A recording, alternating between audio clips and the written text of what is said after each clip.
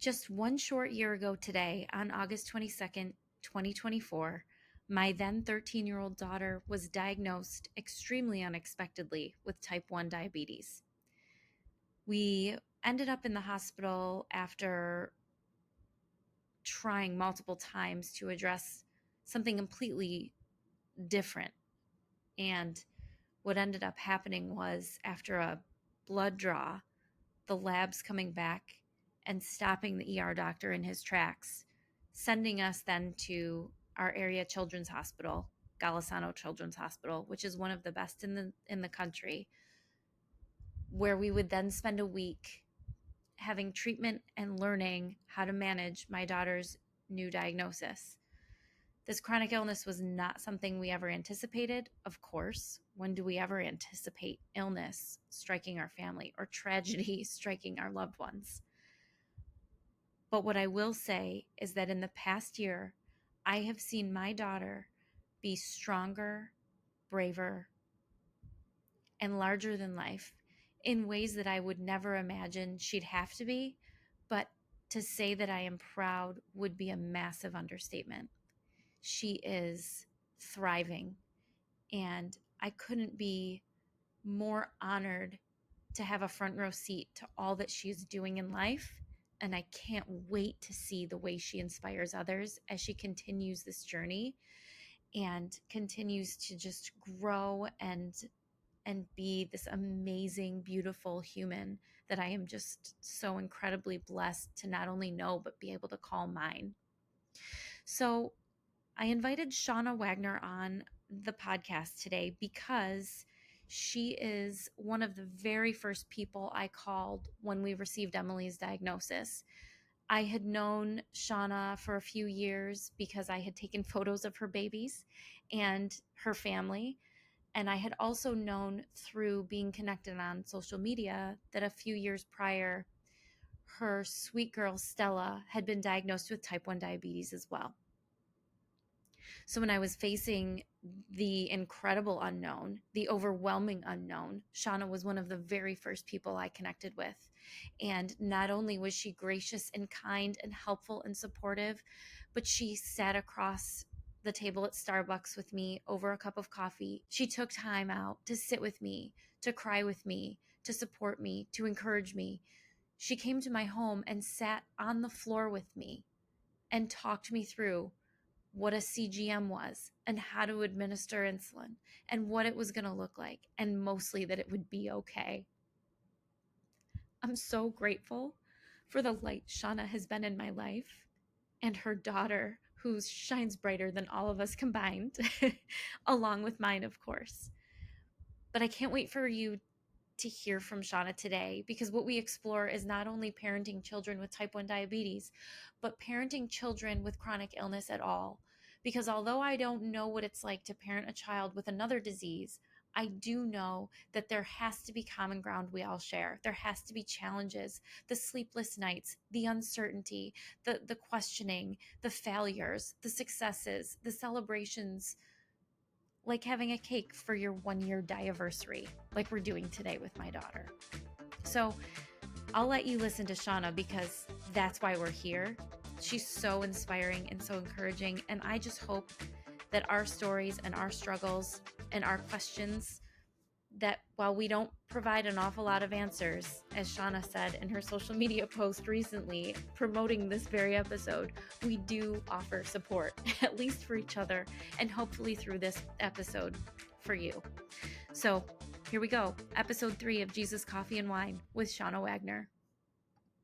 Shauna, Hi. thanks for joining me. Yeah, absolutely. I'm happy to be here. Something that I have really been passionate about talking about and sharing with other people for the past year is parenting a child with chronic illness. And I know you know my story well, and I'm going to share a little bit about that in the intro to this episode. So I won't get into that now. But a year ago, when my daughter was diagnosed with type 1 diabetes, I had known you as a photography client, but a friend. We had met from me doing your kids' photos and then family photos. And I knew that your Stella had been diagnosed a few years back, and I'd love for you to share a little bit about that. But you were one of the first people I called because Mhm. as moms, when we're in crisis and when there's something, anything that's going on with our kids, good, bad, or ugly, we Mhm. want to connect with other moms, or at least I do, and Right. say, I know you understand this, like, help me, or what do I do? And so when Emily was diagnosed with type 1 diabetes, you were one of two people I reached out to immediately and like, just help. What do I do? And Mhm. so if nothing else, I just needed you on here to say thank you for being a Oh, lifeline in one of the scariest moments of my life as a parent, but my entire life. So thank you for that. absolutely. But why don't you share a little bit about, like, your background and just that connection that we have and what brings you here? Okay. Okay. So, I have an 8-year-old daughter, Stella. At the time of diagnosis, she was 5. It was like a week before her, 6th birthday, which was another, kind of wrench in the plan, because then we're talking, okay, this is a tricky diagnosis and let's have a few birthday parties. And it was a wild ride. So, we noticed a couple of months before her diagnosis that she was losing weight pretty quick. Mm, And when you're with a kiddo day to day, you don't realize it as much. But it took like looking back at photos, or I remember she got fitted for her dance recital costume in like mm. February. And then we went to put it on in June, and the thing was like falling off of her. Oh my gosh. So that was super eye opening, right? And it kind of solidified, the little voices that were in the back of my head that I had some concerns. And then there were some other things. She was super thirsty. She was urinating all the time, like the typical things that, you Mhm. know, you, you hear about. So I remember we went to the pediatrician, and it took 3 nurses holding her down to poke her finger. Mm. And And we how old was she at the there, time? she was 5. It was just a few days before her 6th birthday. Um, So after that finger poke, I remember like the look on everybody's face. mm. Those 3 nurses that were sitting there, they kind of just like gave you this stare, like you know that something's going on. And this was in the pediatrician's office. It was in the pediatrician's office. Yep. They went to report back to the doctor, and then when the doctor came in, I just remember she sat down, which was like, not totally typical, just the way that Mhm. she carried herself in, like, you knew. Yeah. She sat down and she pulled her mask down and she was like, "You're gonna be okay." And I was like, Mhm. "Oh my goodness, like, where is this going? What's happening?" But just the fact that she felt that she needed to validate before she went into, Yeah. "You're on your way to Golisano, and this is gonna be a wild ride, but you're gonna be okay." So what was Stella's blood glucose level at that point that gave everyone the information they needed to send you on your way to the children's hospital? Right. So in our peds office, at least, their finger poker machine that gives you that blood glucose Mhm. reading, does not go over 500. Oh So my after gosh. that point, it just says high. So they knew that she was somewhere over 500, but couldn't really place Oh exactly my where. gosh. So yeah, and when they were able to take her BG at Golisano for the first time, it was 594. Oh my gosh. So that was like our first actual read of her blood glucose. There's a couple things you mentioned already that I just think I want to point out. You mentioned the weight loss. Mhm. And, Emily, my daughter, was diagnosed at the age of 13. She had just turned 13 August 1st, and she was diagnosed August 22nd, which happens to be the date this is going to air, which is like, gives I me love chills because I that. didn't even Yeah. necessarily plan it that way. I was just thinking of like, you were on the short list of people I wanted to invite on immediately, and it just the timing worked out. So I feel like, I don't know, in my life, like for me, I'm like, that is God's timing, and my Yeah. faith really drives a lot of what I do. So for me, I'm like, oh, it's just timely. But anyways, she had just turned 13, and you know, I had so many people and people who love us, right? But Mhm. say, "Hey, Emily's looking really thin. Like, Yeah. And I'd be like, "Oh my gosh, shut up. Stop commenting on a young Right. girl's body. Stop commenting on her weight." Now, at the same time, I also hadn't taken notice that she looked thinner than usual.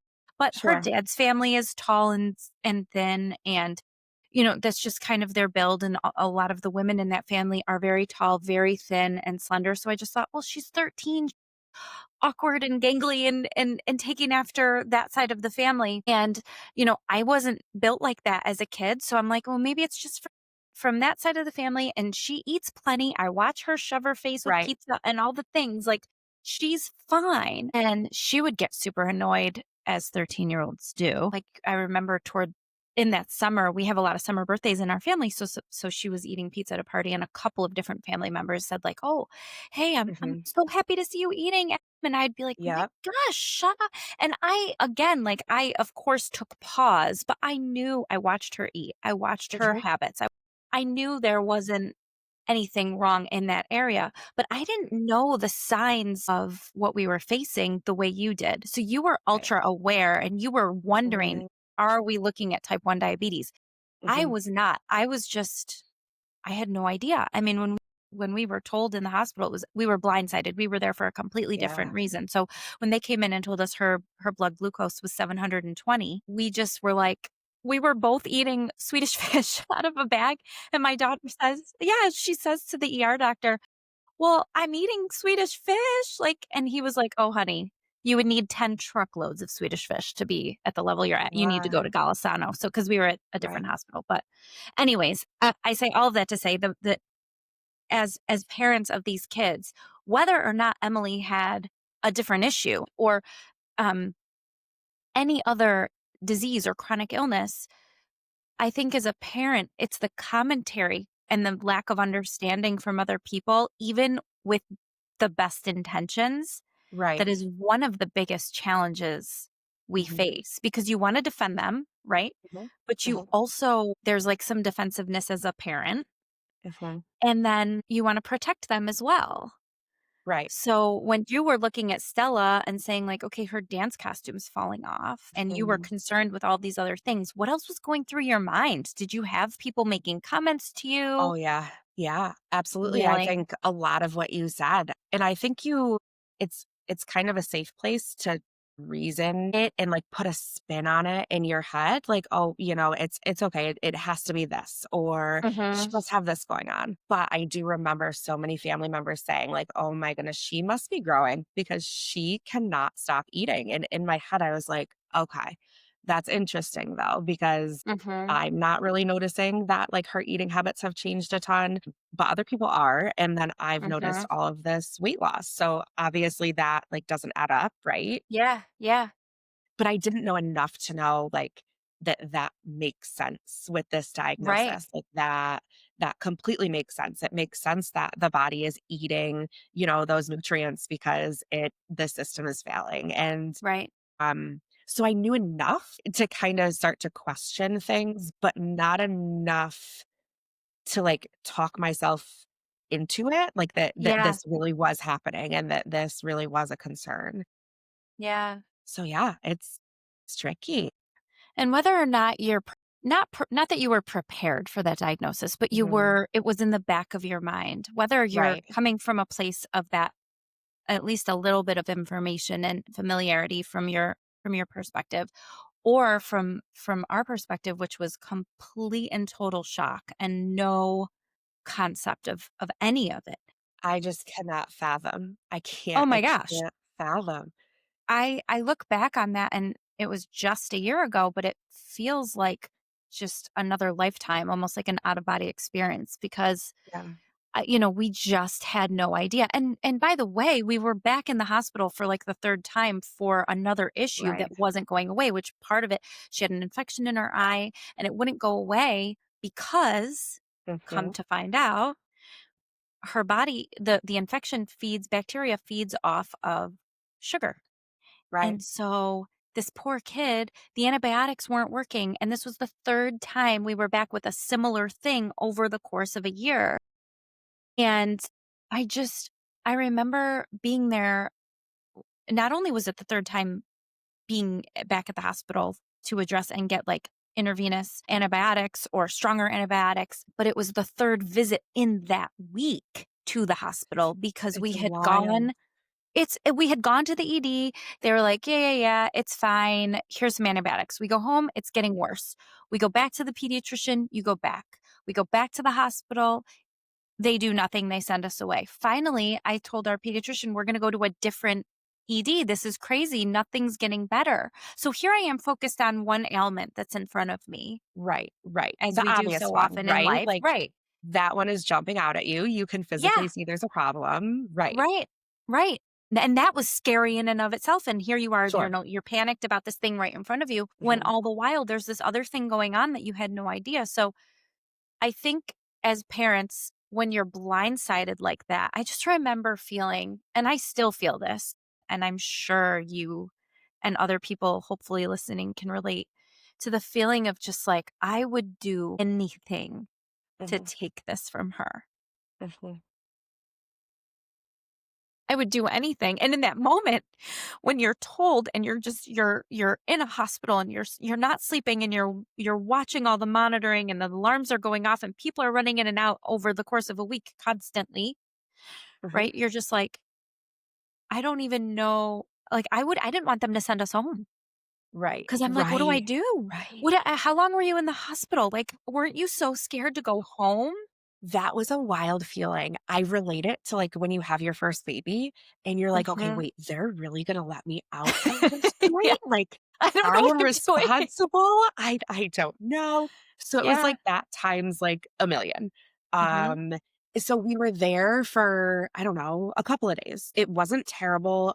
They actually didn't have space, like, in Golisano for us to be admitted, like, in an actual room, so we were in, like, a overflow bay the entire time, Hmm. so I feel like they as soon as we, like, passed, they were ready to move us on. So because I had, like, some level of competency at that point, I think that kind of helped, like, we didn't have to be there Yeah, for sure. a terribly long time, and we caught it before she was in DKA, which was huge. Which is diabetic ketoacidosis, right? Mhm. Yep. Can you Yep. explain what that is a little bit? Maybe a tad, but maybe probably not. Probably not, because then I'm paranoid that somebody is gonna be hearing, like, listening to this, and they're gonna go Uh-huh. by my, like, failure of an explanation, Totally get and it. No, I that's not totally gonna get be it. good. That's not gonna help But just a anybody. a generic understanding is when your blood glucose gets to, and now this is actually a question. My Sure. understanding has always been that it's when you're so astronomically high, your body Yeah. starts to shut down, right? Your Right. organs start to shut down. Right. I feel like I just read something or saw something on one of the many type 1 diabetes groups I'm in on Facebook or blogs that I follow, Mhm. Mhm. that it actually can happen if you're at a super low as well? Is that inaccurate? I don't know. I'm I'm not sure. That's Okay, interesting. So disclaimer, we are not medical yeah, providers, just to cover us, right, but everyone knows that listening. We're just a couple right. of moms trying to figure it out, Just which is just actually trying part to of the figure it beauty all of out. this, because I don't know what I'm I doing. do know, like, along that topic, this was really interesting. So, of course, my child got a stomach bug while we were in the hospital, and stomach Wait, bugs. while you were in during her diagnosis period, Mm, she also had a stomach bug that started yeah. while you were there? Well, no, worse. So, in the hospital, she Worse. appeared Got healthy, it, and, like, worse. Yeah. we had it all under control, right? And we graduated, and they sent us home. And then when we got home is when the stomach bug hit.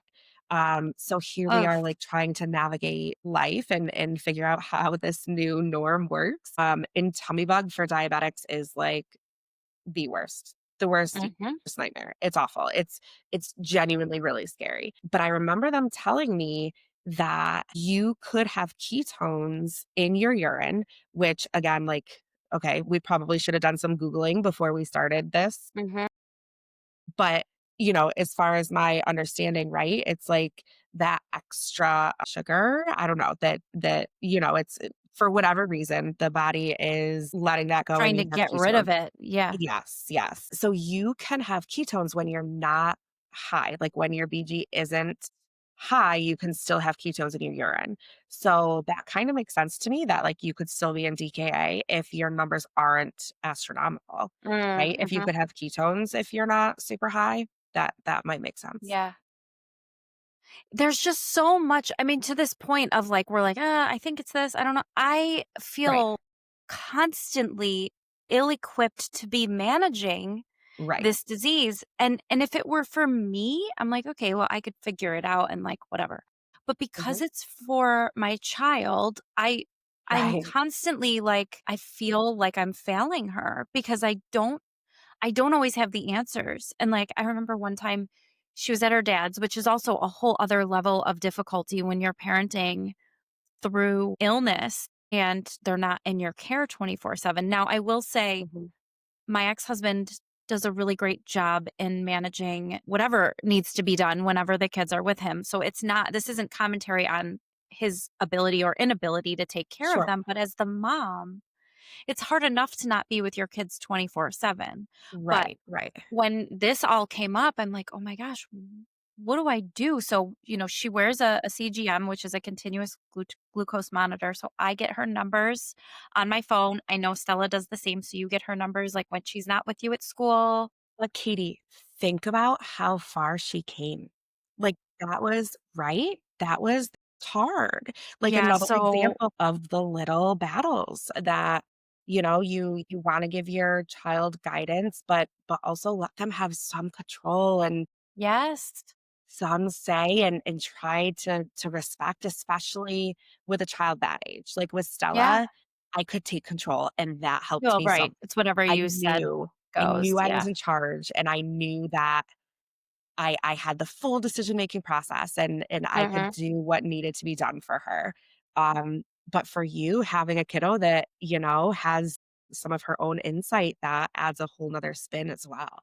Yeah. So again, just for anyone listening that's not familiar with the way all of this technology works and for diabetics, like I could go on so many tangents, but Cliff's I Notes know, it's version fine. is basically that to wear a continuous glucose monitor, the way technology has come about is that these kids or adults can kind of stick this monitor in various parts of their body that has a tiny little needle that's like the size of a hair, that goes in and it gives continuous readings of your blood glucose level, which goes to an app on your phone. And then a parent or a caretaker can also get those readings. And so if you have a high, which would be over for us over 120, or not, 120 is where we want to be. But if she's over 250, we get alarms. But you can see if Sure. she's on the higher end, if she's below 70, we get an alert because you really want to keep them in a safe range. But Yeah. when you have type 1 diabetes,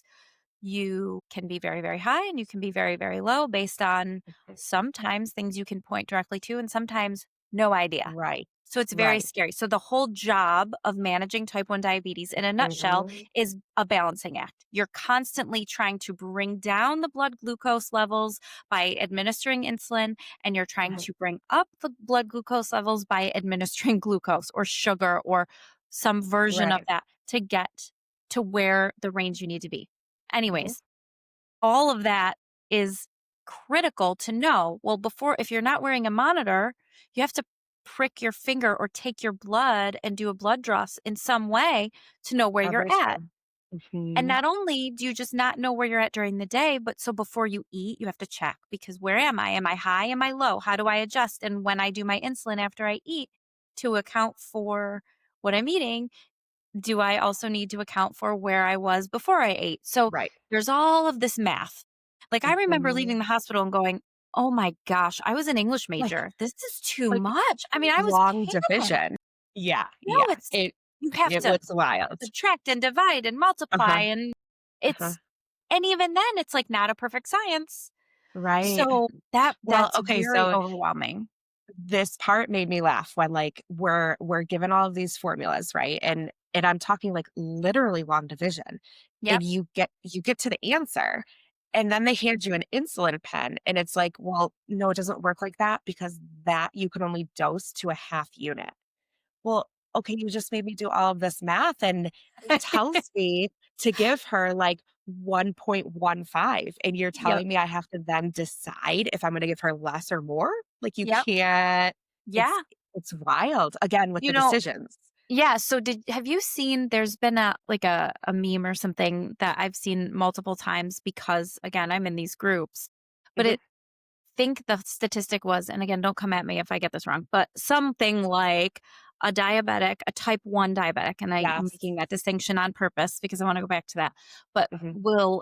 has to make on average Yeah.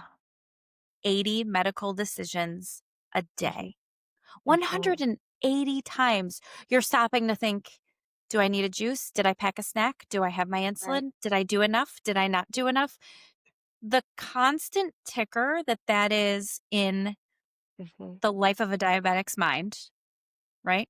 But then and again, when we were talking about doing this tonight, we talked about not making I don't want to make this about us like, oh, this disease is like or parenting a child with chronic illness, it's all about our feelings. It's not. But I do think there's a place for us to discuss and talk about and be vulnerable with Mhm. each other about how difficult it is to parent that because as much as we are stressed and overwhelmed and we're like, "Oh my gosh, we're thinking all these things. Did they eat enough? Did they Mhm. have enough? Did they Right. forget a snack? Do they have their insulin?"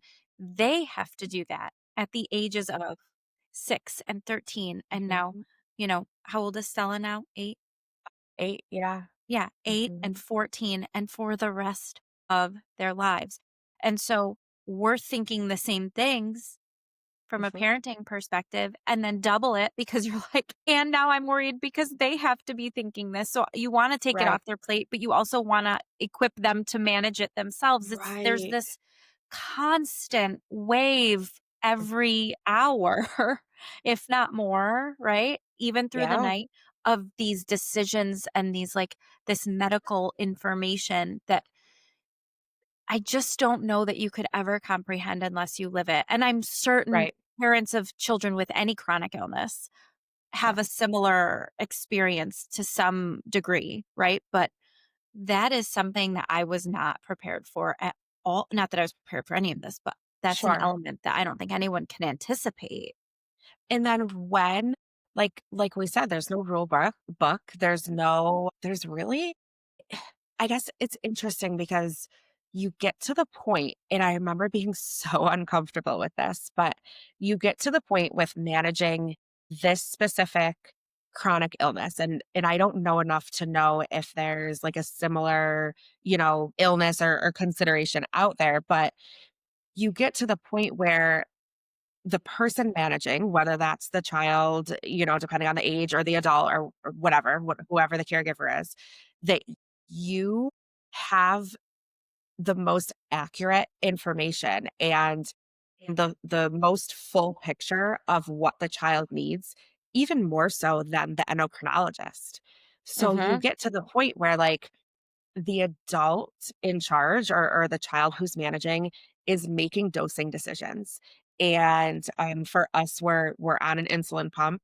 Um, so we got to the point where I it was my responsibility to go in there and change her ratios and decide like, Mhm. okay, we've done this for 3 weeks and, at this time of day, even though this is her ratio and this is how much medicine she's getting, it just isn't cutting it.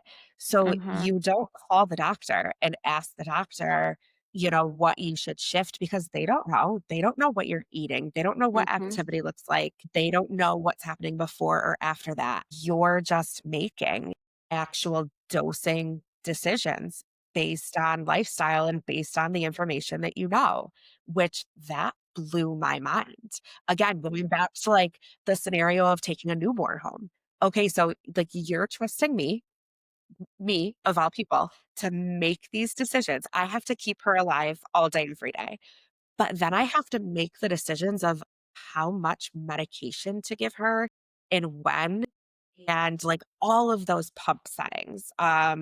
There's so much. There's like a basal insulin that's running in the background. There's like Which her is goal, similar for kids that aren't on a pump, like we take Lantus, the long she acting. has to take long acting. I say we, she's gonna be like, "You don't have to take anything." Yeah. Yeah. No, exactly. So, those who are on injections still, it would be like the short acting versus the long acting. For us, because you could only load that pump with one type of medication, that means then that it's a short acting medication, but the pump every like 15 minutes is dosing her. Mhm. And that is really cool because that's the one thing that I don't have to do. Yeah. It's just, it's happening in the background. But again, like if I'm seeing that, okay, well, she's an 8-year-old child and she gained 5 pounds because that's normal kid life, Yep. then we need to change all of those numbers. When, hormones shift, when she's excited, when we're at Seabreeze riding roller coasters, when she's nervous, Mhm. so all of these things, when we're on vacation and the sun is Yeah. shining, all of these things you have to take into consideration. And I'm sure that there's some people that do call the endo, but I mean, I would have called the endocrinologist 6 times while we were on vacation last week. Sure. Well, It and gets to too, the I'm point sure your where, experience, you probably are in the same office as we are through the same hospital, the same yeah. endocrinology office. But, even that, you're in the hospital and they're like, okay, so endo this and endo that. I'm like, I'm sorry. I'm going to raise my hand. Who the hell is endo? Like, I Right, didn't right. know. So you take for granted when you're in a community like this, and we had the best nurses and doctors in the world. I mean, Yeah. Golisano is obviously one of the best children's hospitals in the country. So this is not a slam on them, but they do this so much that Mhm, there's all of this lingo, mhm. right? And I'm sure it's like this in any community of chronic illness. It's like Sure. there's these terms, and there's BG and there's endo and there's Lantus and there's CGM and all the things. Yeah. I still don't know half of the terminology. Like, we'll go to the endocrinologist, which, by the way, they bring it up because you end up having this long lasting marriage with endocrinology for the Right, rest of right. your life, that you're Mhm, there every 3 months. mhm. Right? I mean, we go every 3 months, and we Yep. are welcome to call them in between, but, you're there every 3 months, and they will tell you eventually, like, "Yeah, we want you to kinda make the decision on even adjusting your calculations to calculate how much insulin and what your factors are to divide by Mhm, XYZ." I mean, it is I mhm, just can't even put into words. Like, words honestly fail me even right now, just to explain the mental capacity that this takes up for somebody mhm, living with this disease and their caretakers. It's just it's it's sort of unfathomable, and I'm living it, mhm. but that's Right, why I go right. back to that meme that's like 180 Mhm. decisions. I am no mathematician, but Right, how many an hour is that? I mean, I don't even know the right. math on that, and I don't wanna do extra math, so somebody figure it out. Okay, this is the wild part. So, right now, that's us, like and I got this some days I don't, and it is what No. it is. Yep. But what happens when then these girls are 16 and they care more about, their friends and what football game they're going to? And I mean,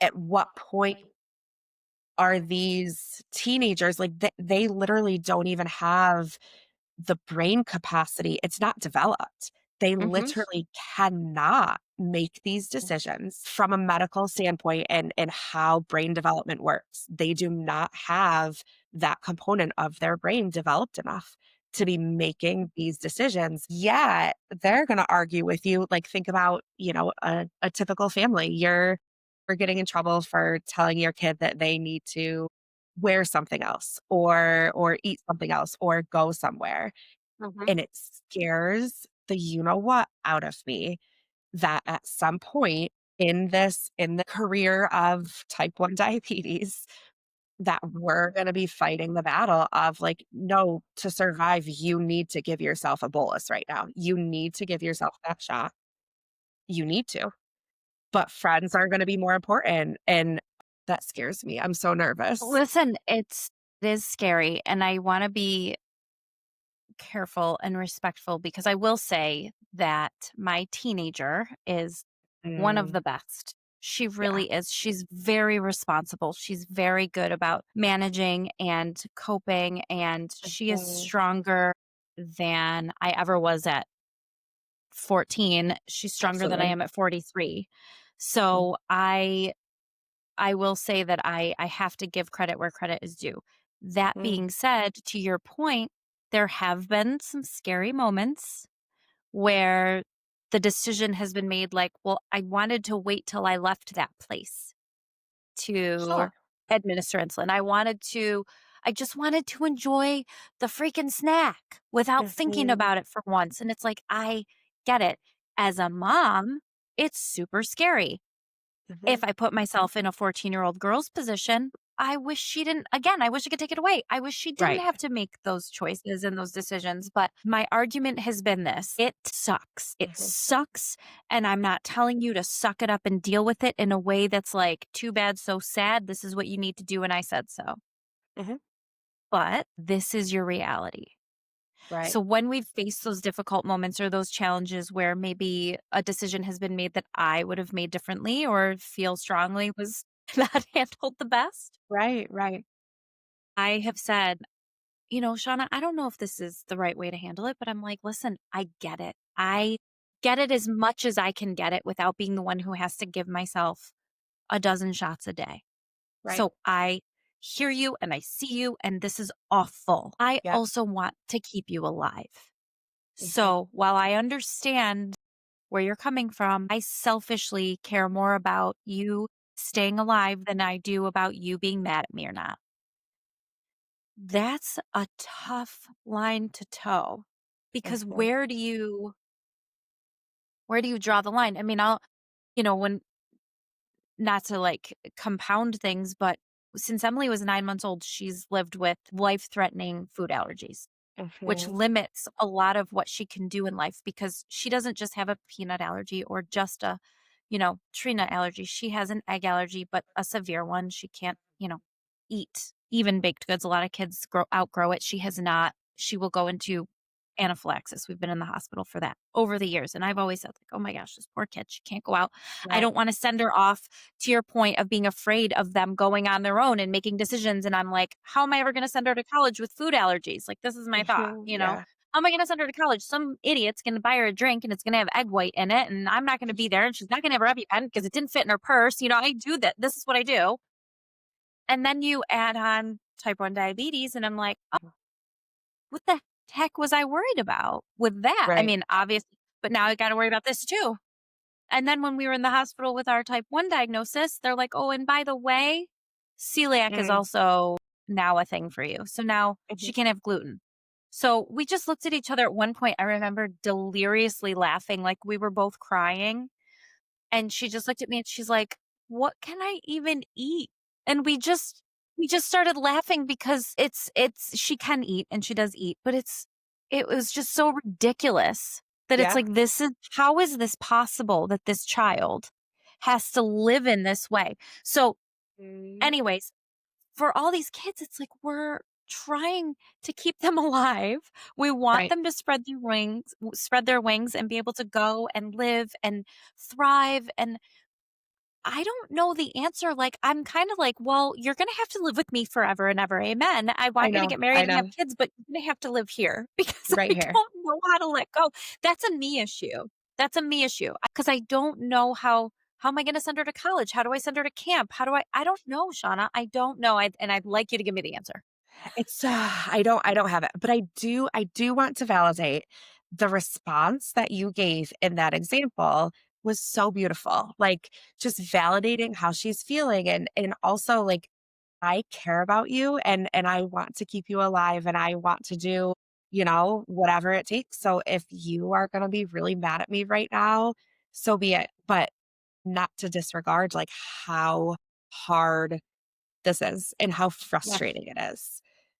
I don't know, and I Well, feel and like from a parenting perspective, I mean, I had talked about this even last episode when we were talking about just the way we grow up and even going through divorce and all that. And I grew up very much in a household that was because I said so. right, So this is not something you can do that with. I mean, you right, can't say you got to just do it because I said so. It's like, no, I mhm, want you to know I know this sucks. right, It sucks. I just there's no better way to put it. mhm. We've navigated too. Stella is very much like a rule follower and pretty mature for her age, and and she is capable of making like really, really awesome decisions, Mhm. relating to this and just in general, it's just been so incredible just watching her grow and mature. But we've also navigated this place where like some anxiety sets in because then Sure. she is starting to make these decisions. And I forgot, where we were, what was happening. It was at a camp, and she was by herself. So, at school, at least we have these nurses who, thank Mhm. God, we are so blessed, so blessed. Like, that Yeah. is the one place that I can send my child, and she is just as safe as she is with Mhm. me. And it's perfect and beautiful. And my child is never allowed to leave her current school ever. It's just the Mhm. way it is. But it can't, like there's no nurse, so now I'm sending this 8-year-old diabetic to self-manage throughout the Mhm. entire day. And there was one day where she made a decision. And in that circumstance, it wasn't the right one. It was a valid one. And it was one that I would have also considered, Mhm. but it just didn't play out that it was the right one. And she killed herself for that. And it's like, Hmm. girl, you're doing amazing. Like you Yeah. independently made that decision and you considered your options. And today this was the way that you went. Um, and it didn't work the way that you wanted it to. And you're healthy, like you're safe, Mhm. right? Like you're Yep. you're okay. So we learn from it and we move on and we try again tomorrow. But seeing how down on herself she Mhm. was so awful to watch. And thank God the next day it was like a similar situation and she did make a different decision and it just completely validated that entire situation Yeah. because Like, I do know what I'm doing. I can do yeah, this. I I got got this. this. Exactly, exactly. Seeing these kids make these decisions and then, maybe Mhm. the decision doesn't work out perfectly and trying to remind them that like that that's okay. That was the Yeah. same decision that I probably would have made with the information that I have. And Mhm. sometimes it doesn't go as planned. It's so hard. Well, I don't know if you've been on the flip side of that at all, but, there's been times where I'm like, "No, no, no, you need to do it this way. You need to give yourself this much insulin or add on because of this or that," and she'll correct me and she'll Yeah. say, I'm about to go to dance. So Uh-huh. I know that if I do this much, she knows exactly how to, and I've Uh-huh. challenged her a couple of Uh-huh. times and then she'll listen. I'll give her the credit. Oh, She'll be like, okay. And then like we'll be driving and I'll get the alert. I'm like, oh my gosh, you're low. And she's like, I told you, and I'm like, right. dang it. Don't listen to me. Listen to yourself. So I don't know if you've been in those situations yet with Stella, but as they mature and they really do Mhm. know their bodies, They do. which Right. is mind blowing how, Yeah. yes, there are times we all make mistakes. There are times that Emily has done things that I'm like, what the heck would possess you to do that or Mhm. not do that regarding diabetes? But there have also been times where I demand she listens to me because I know Mhm. better and I'm following the rule book. And she's like, Mhm. okay, I'm going to listen to you, but I know I'm right. And sure enough, she's right. Yeah. Yeah. Which is so wild to see like these young girls being right and making Sure. these huge Yeah, decisions. Like if you think about a typical 8-year-old, like what decisions are those children making, I know. comparatively. So part of it is like I want to celebrate that and be so proud and so excited. And then on the flip side, it's like this stinks that Yeah. this is what it has to be and that she does Hmm. have to be that responsible. And Yeah. ugh, It humbles you it's as a tough. parent.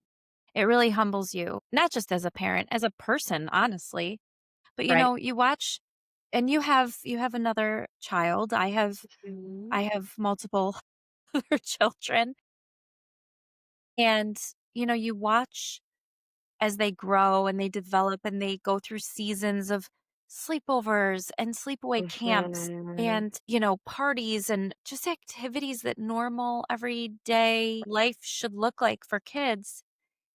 I, watching not only having to navigate that, but like on this level of like, it's not as easy as, oh yeah, I'm gonna go to Seabreeze with my friends today or an amusement park. I'm gonna go sleep over at my friend's house. Like that doesn't happen because of these very mature decisions they're required to make.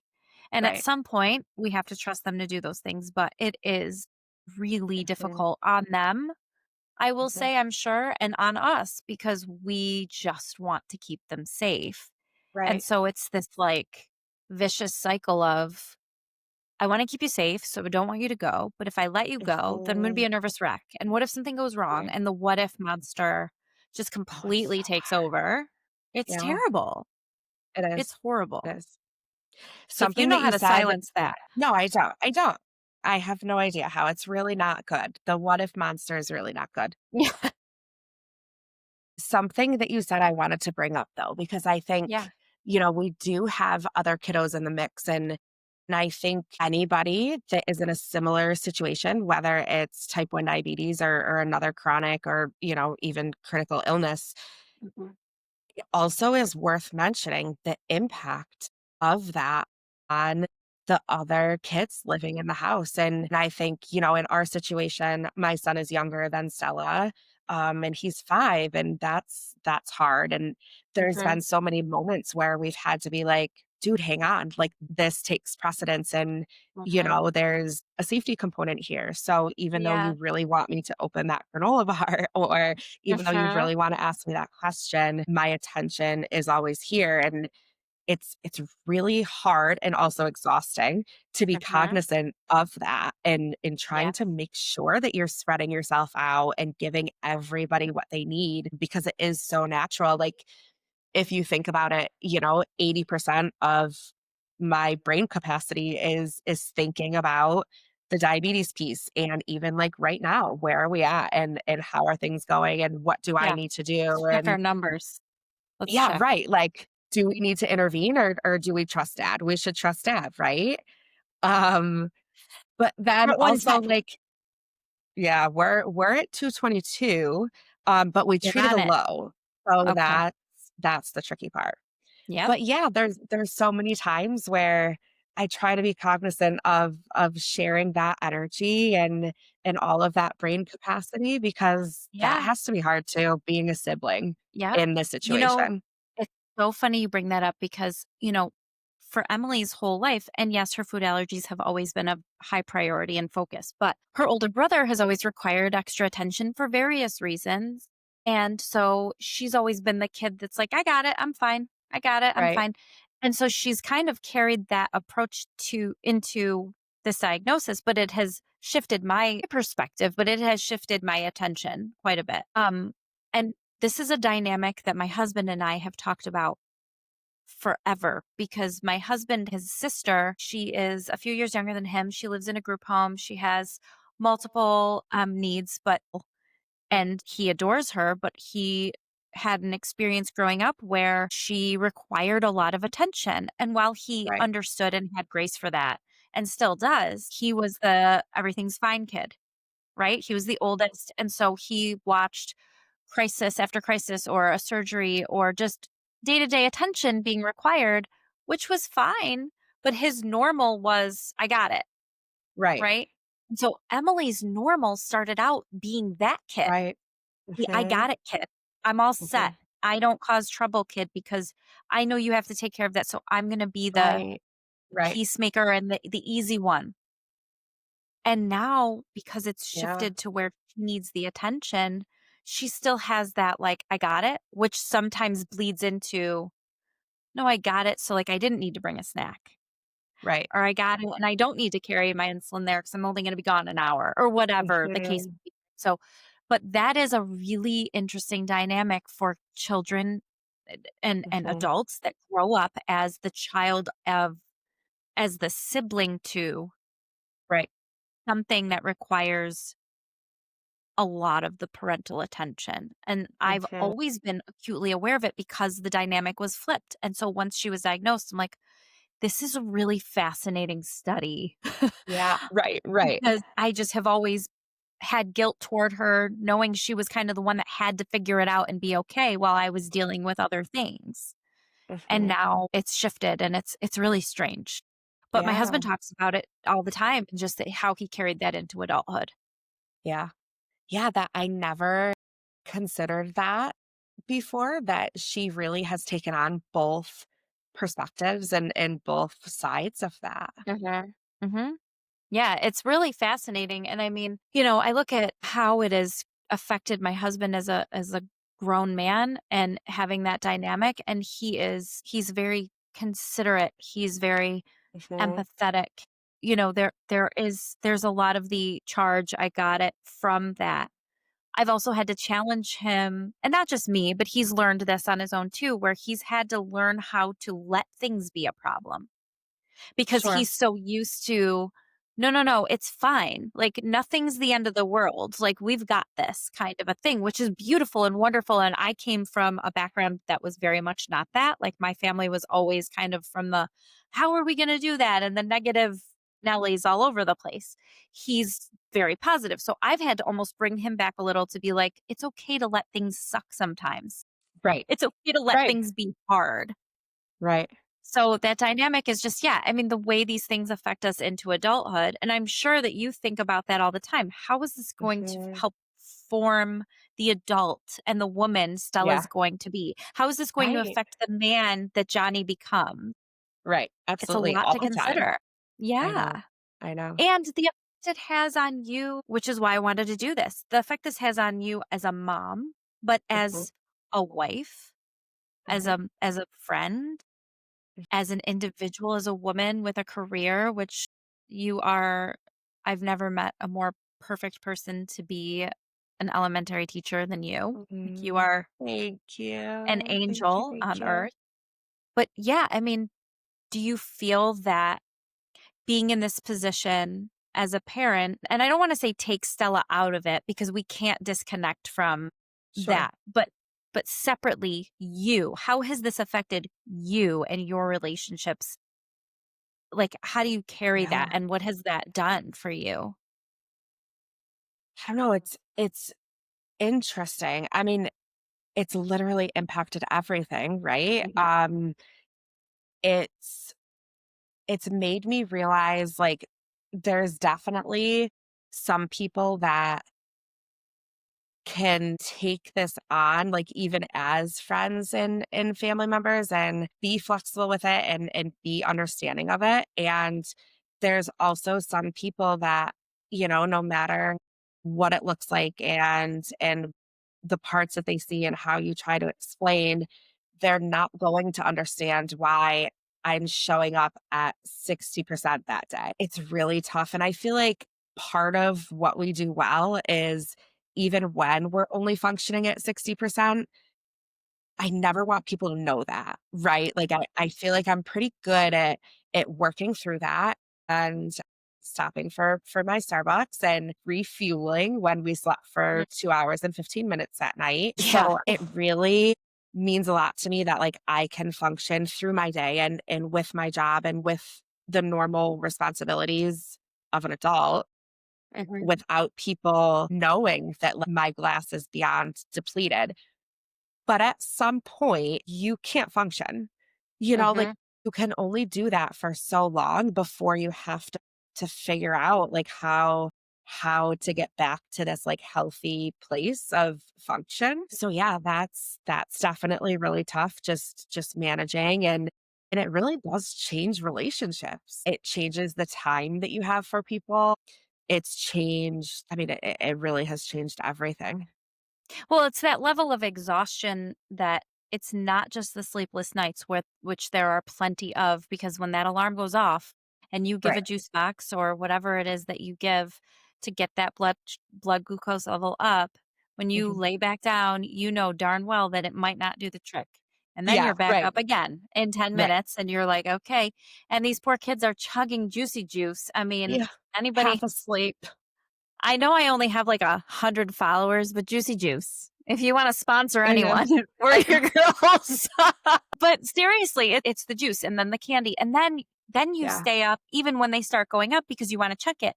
And now, are we right, going too high? Did we give you too much sugar? exactly, right. It's just, so anyways, Mhm. it's not just the literal sleepless nights because you're up managing diabetes, the mental capacity, which is what we were talking about before, those Mhm. 180 decisions extra every day. Right. It's the when, I remember when we first got home from the hospital and all of the overwhelmingness of the whole situation, I got home and I was like, okay, what am I going to make for dinner?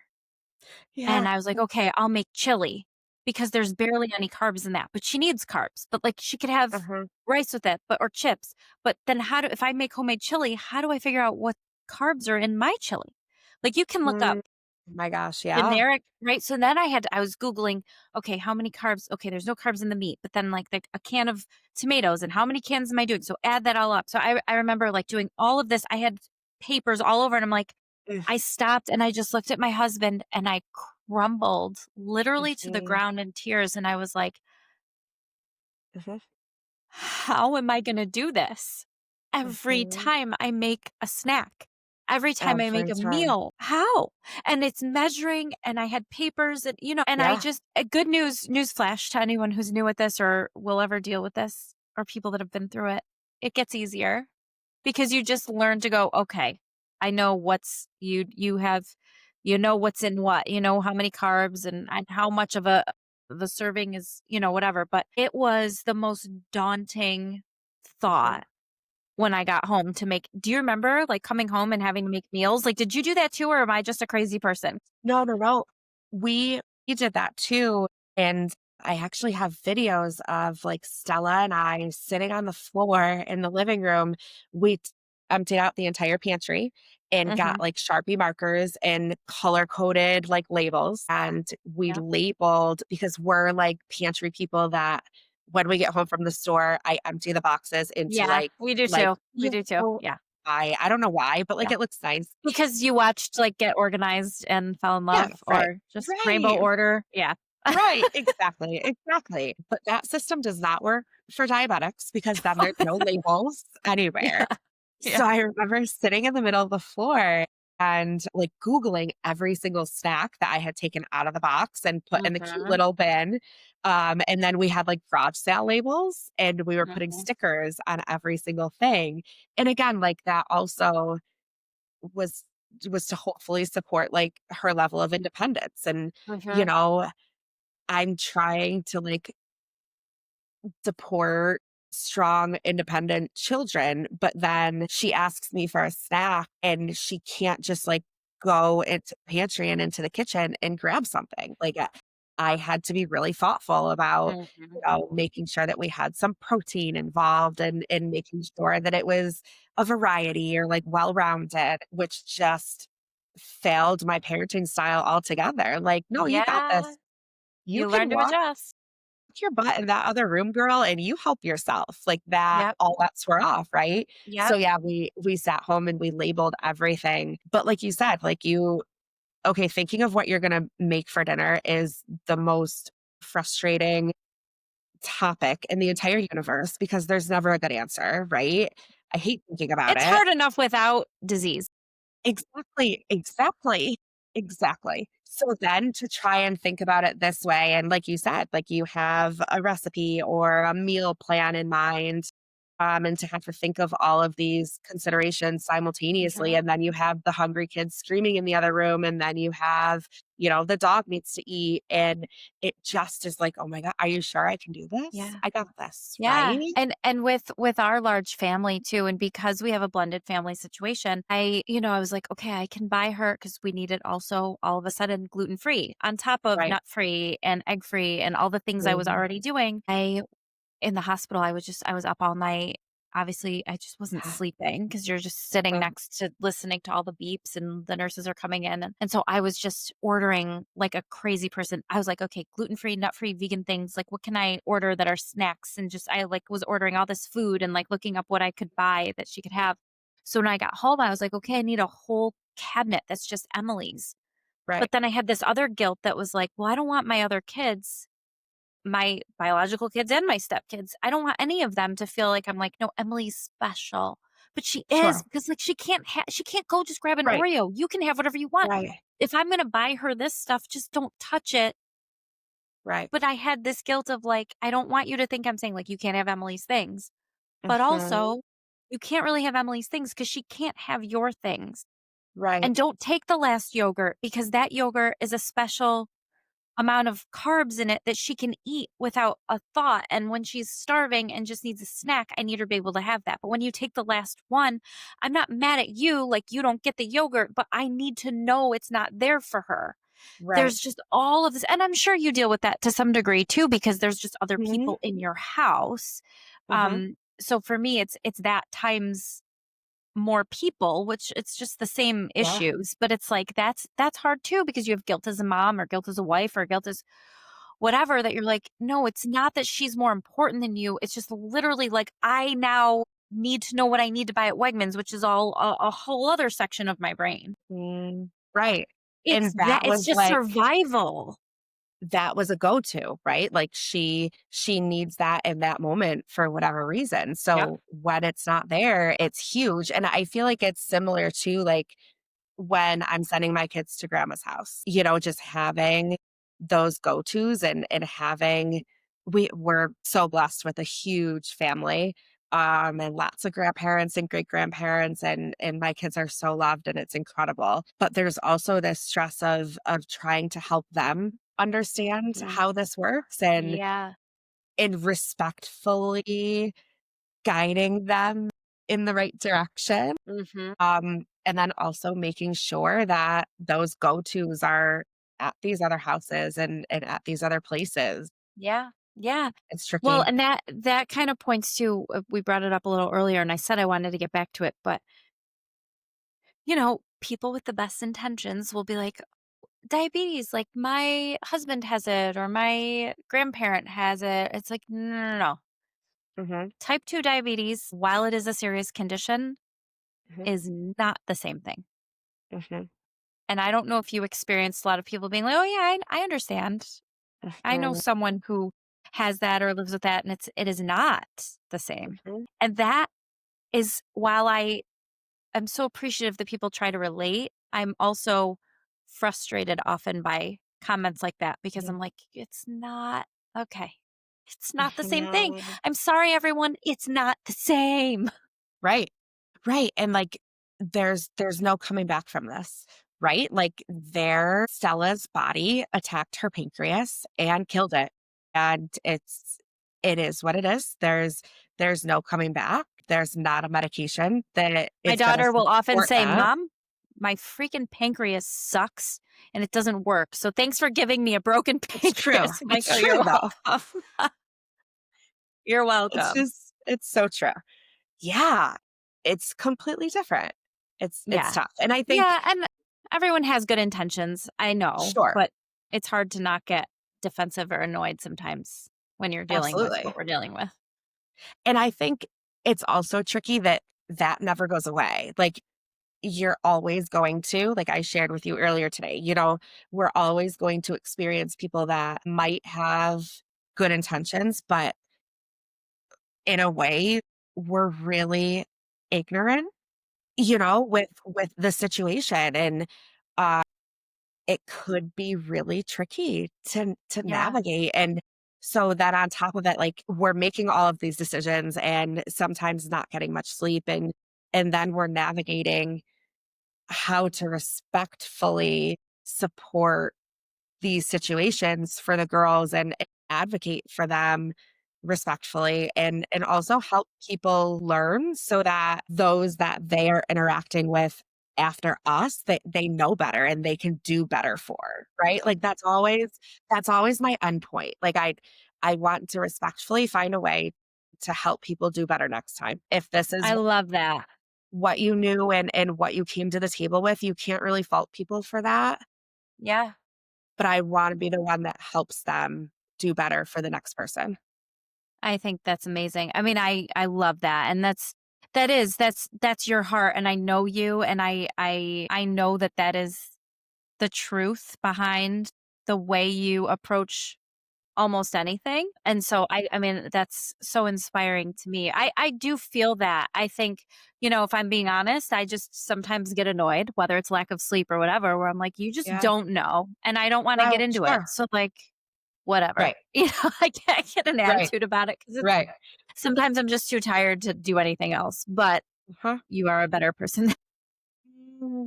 You also But, have a toddler, so yeah, well, and we can use all sorts of excuses, but, and it's hard to not let any major factor in our lives like this mhm, affect other areas of it because we are exhausted, because we are overcapacitated, because fill in the blank. And so, I think it's difficult to navigate and keep a hold of who we are yeah, through it, right.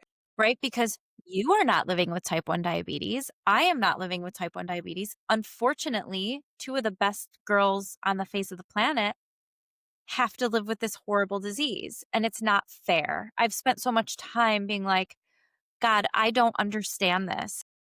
This doesn't seem fair. For Right. me, my faith has guided me through a lot of difficult seasons.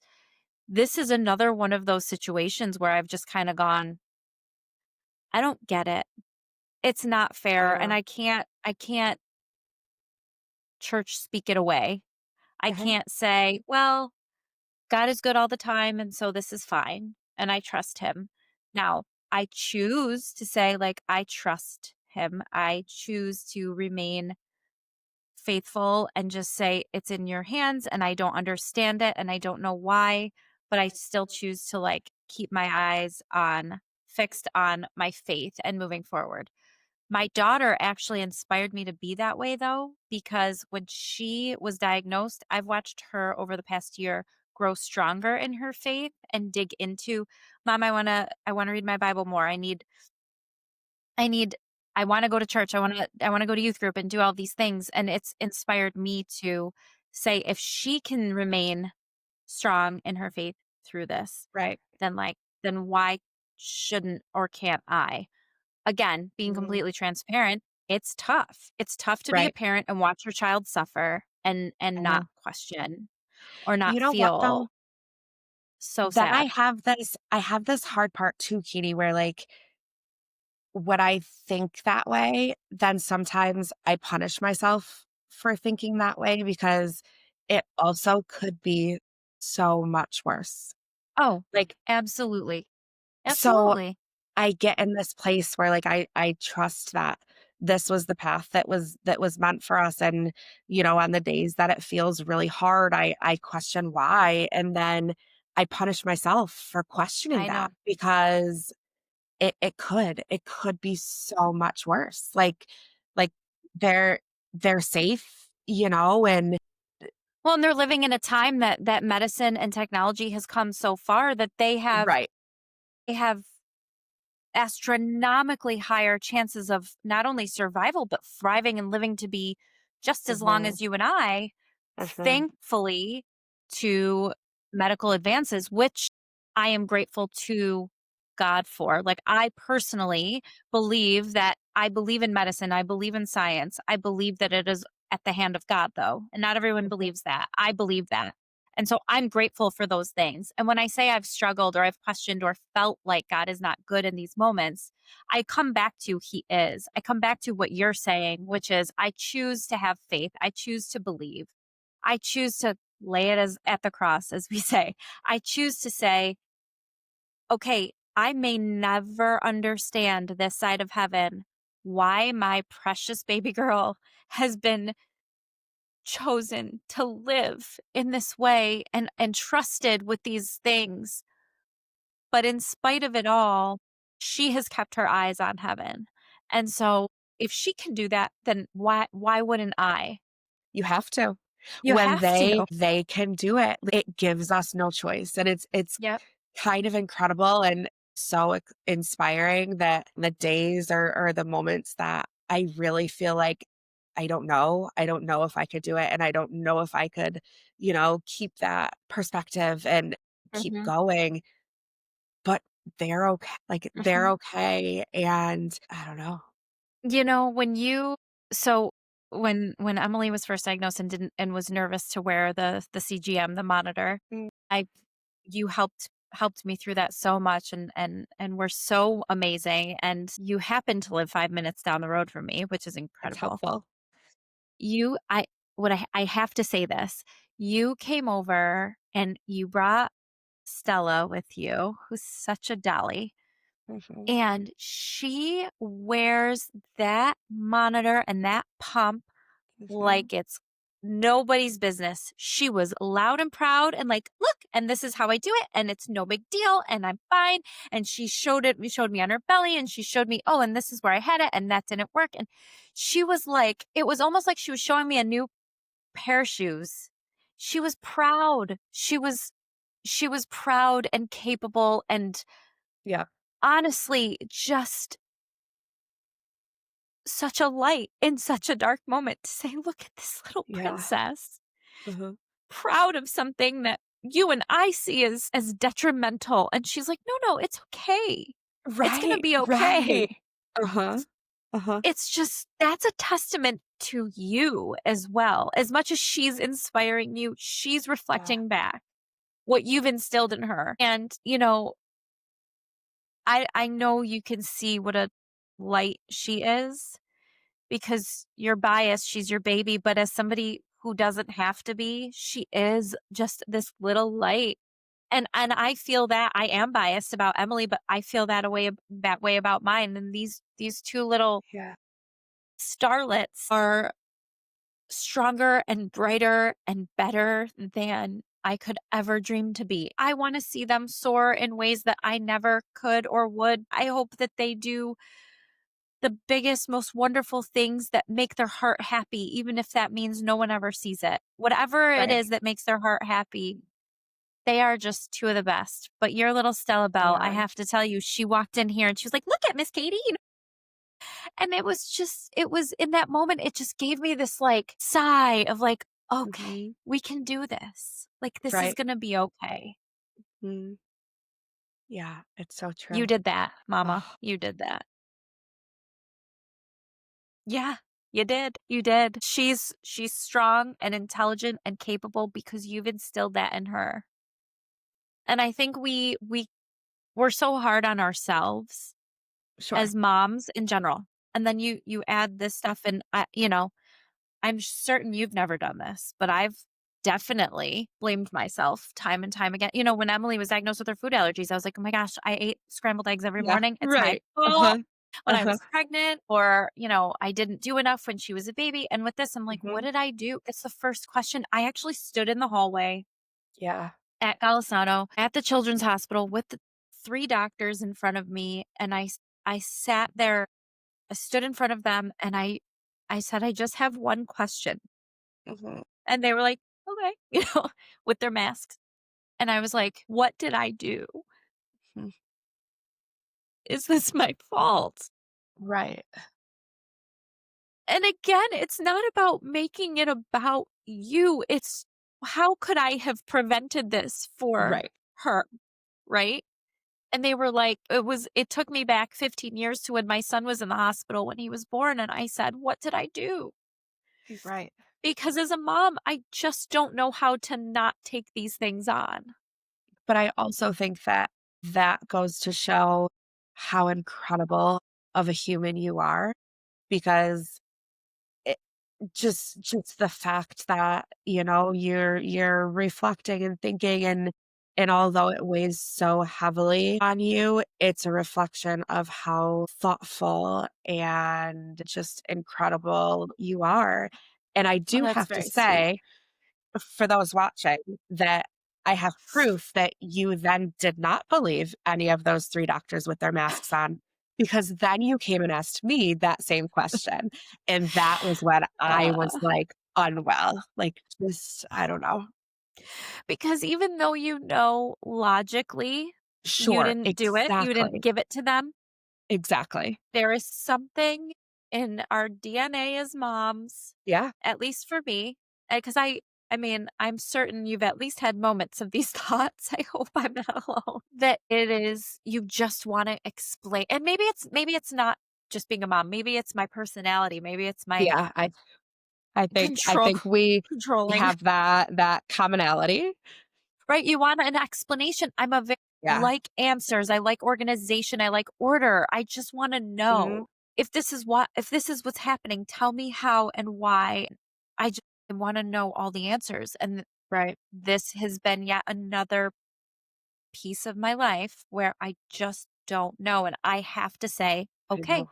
this is when I lay it all on I'll lay it all on the altar and say, okay, Lord, I don't have the answers. I don't need them. I'm going to just choose to trust you and walk forward and move forward. That's not easy every day. Some days it's easier than others, but what I want my daughter to see when she looks at me and hear when she listens to me, if she ever listens to me, Someday. is yeah, this is not your fault, Mhm. right? And I guess I need to hear these things back. But Right, right. for her, this is not your fault. You do not deserve Mhm. to live with this. You are not defined by this, Right. and you are bigger than this. Yeah, that's exactly. You are more than Yep. You're more than a diagnosis. You're more than a right. broken pancreas, Right. even though she likes to joke about it. You are more than a number on a screen that you have to look at 180 times a day. Like, I mean, all these things that become part of woven into who they are. It is part of their story, but it is not who they are. And I think that at the end of the day, above all else, I just want her to be okay. And if I can't make her Mhm, physically and medically okay, I want her heart to be whole and her mind to be at peace. mhm. Sorry.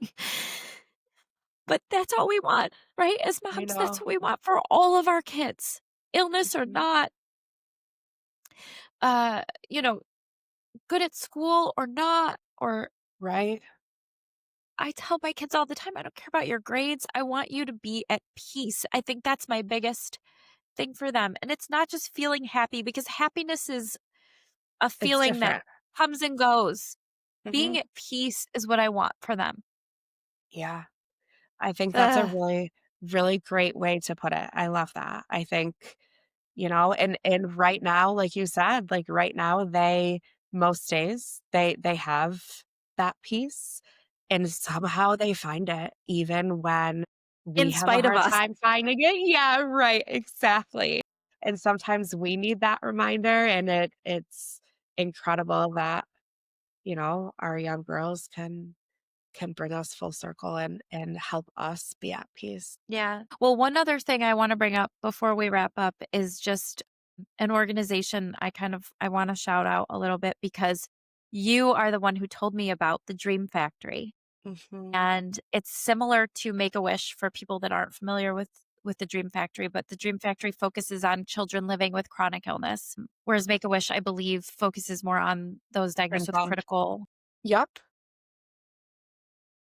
So you were blessed by the Dream Factory who well, you can explain a little bit about what they did for you and Yeah. your family. Oh, somebody, made a recommendation and I had no idea that this existed. And I'm so glad that you brought this up because I wanted to have this conversation too. But through the process of meeting this really incredible human that volunteers so much of her time to this organization. Long story short, she interviewed Stella and asked Stella, what is something that you really want that would help take your like help take you to a more positive headspace and help give you an opportunity to spend some time not completely immersed in being defined by this diagnosis and just giving her an opportunity to do something super joyous and super exciting. So we were really, really blessed with this incredible opportunity that we could have never mimicked in a million years, whether it be just the opportunities that were presented or the financial aspect of it. Mhm. And we were sent to Disney World It's and amazing. had a week in this incredible place called Give Kids the World that I could never ever talk, highly enough about. Mm. This place is run by over 2,000 volunteers a day. Oh my gosh. There were children serving meals, as, like, volunteers. You had to be 8 years old to volunteer in the cafeteria. Aw, and So we would this is in go. Orlando, right? This is in This is in Orlando, Florida. Orlando, yep. This place called Give Kids the World, and, you can visit through, like, a wish or dream giving organization, so you Okay. can't, just go visit, Go, yeah. but experiencing that was almost it was life-changing, and it was even more fulfilling than Mm, going to Disney and seeing this sure. play out. And Stella really felt that way too, which is so incredible to me. And she's always talking about going back and volunteering and being able to give back to the kids like they gave to us. But it just was incredible. So the Mm, Dream Factory sent us to Orlando. We had the opportunity to stay at this incredible place called Give Kids the World. We had 3 days at Disney and 2 days at Universal. Um, and we just lived our best lives. It I was love it. unbelievable. I Yeah. love it. She must have felt like a princess herself. She did. She did. Yeah. And to our point where like the other kids in the house too, like it was an opportunity for Johnny too to just live and have Mhm. fun. And Yeah, it was really cool. So that's they amazing. are incredible humans that devote so much of who they are and their time and their energy to just giving families this opportunity. Yeah, it is the most incredible organization I've ever had any, dealings with. I mean, when we Yeah. got together and I sat at Starbucks across from you sobbing, saying like, "What the heck do I do now?" And you told me about them, I immediately that day went home, went on the website, filled out an application Yeah. because long story boring, my daughter, the Swiftie, really wanted to go to the Eras Tour, but we were approaching the end of the Eras Tour because this Like was, like weeks away, like a month yeah. away, right? So we met the first week in September because I remember school was just starting and it was like after Labor Day and the Eras Tour was ending. I don't know, when did it end? November or At like December the end of of last November, year. yeah. So I went home and I was like, this is gonna be a Hail Mary. And I did the Yeah. application. And the next day, Laura from the Dream Factory emailed me and she was like, "Hey, Katie, like this sounds great. If we could actually pull this together and if we could, find tickets and if, we'd love to, grant Emily's dream." And I was like, "What?" I mean, her endocrinologist turned the paperwork around within Ugh, hours. Like everybody yes. was like scrambling to make this happen. Huh. And on the Dream Factory website, it says, we have a wait list. So I'm like, I just don't know. But the way and I've since asked, I'm like, "You didn't push anyone aside for us, did you?" And she was like, "No, trust me, everything worked above board." But the way they were Yeah. able to pull it together, interviewed Emily a couple weeks later.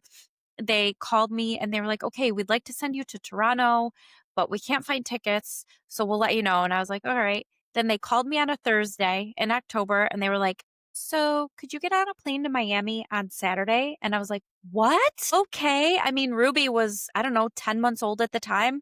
I'm like, "How am I going to leave this baby?" But there was nothing in me that could say no to this opportunity. And I thought, okay, they're going to get us tickets, but I got to fly down there. And, they are so incredible and generous. And they covered expenses for Emily and I. They got us tickets. They flew us down to Miami. And the morning we left, they came to our house to give us our packet and all of our Yeah. information. And they also handed us a check Uh-huh. for expenses when we were there. I could not fathom. I was like, "What the heck is this for?" And they were like, Right. "No, this is all part of it." And I had at every turn, and I bring that up to this is not about the money, but it was at every turn I was blown away Everything. At the generosity and the thoughtfulness and the way they cared for us, not just Emily or her disease or promotion. Like, they never asked me to, by the way, they didn't ask me to talk about this. This is like such an incredible opportunity that we were given that we never could have made happen. I mean, we have such a large family. We, have all of these moving parts, and the finances of that trip, just, it wouldn't have made sense for us to say, okay, we're just taking Right. Emily down to Miami to Right. see Just Taylor real quick. Swift. But it was the most incredible experience, and to this day, I mean, it was only a year ago or not even, but Emily's like, "That was the best day of my life." She just kept saying to me the day we went to the concert, "This is the best day of my life." And Yeah. I just, when you're in this cloud of Uh-huh. diagnosis and chaos and newness and heaviness, to have that break for just a couple of days Yeah. of this light, It's of this everything. dream come true, literal dream come true for Stella, literal dream come true for Emily, to watch her light up and scream these songs during a Yeah. concert when the past weeks and months to that point had been filled with tears and uncertainty. Mhm. The blessing of that dream come true, they will never understand the weight of. Mhm. It's unbelievable. And so I guess I bring all of that up just to say, yes, shout out to the Dream Factory because they're incredible. So if you're ever looking for an organization to donate to, they should be it, Mhm. along with type 1 diabetes organizations that fund research. But that's just my shameless plug. But they're just such an incredible organization.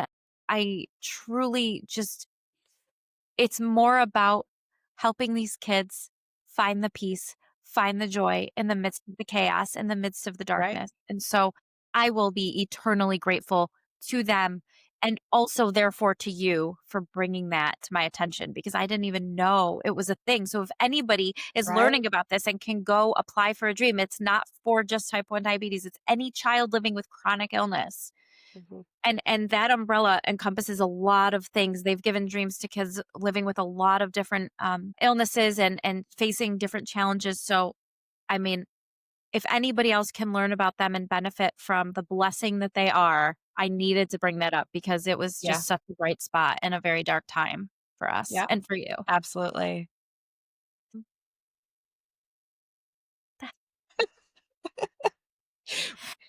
Oh, anyways, the Dream Factory is wonderful. I'm very grateful for them. They are I'm wonderful. grateful for you. Oh, I'm And grateful for you. I think any parent that is in a similar or same situation, Mhm. I just, my heart is for them to know they're not alone, and maybe selfishly to feel a little less crazy. So thanks for A that. little bit of both. A little bit of A both. little bit of both. They're both I'm true. so Both glad. can be true. I'm so glad that I could give that to you. Well, thank you. I don't know if I'm giving it in return, but I'll take and take and take. You are. You are. Absolutely.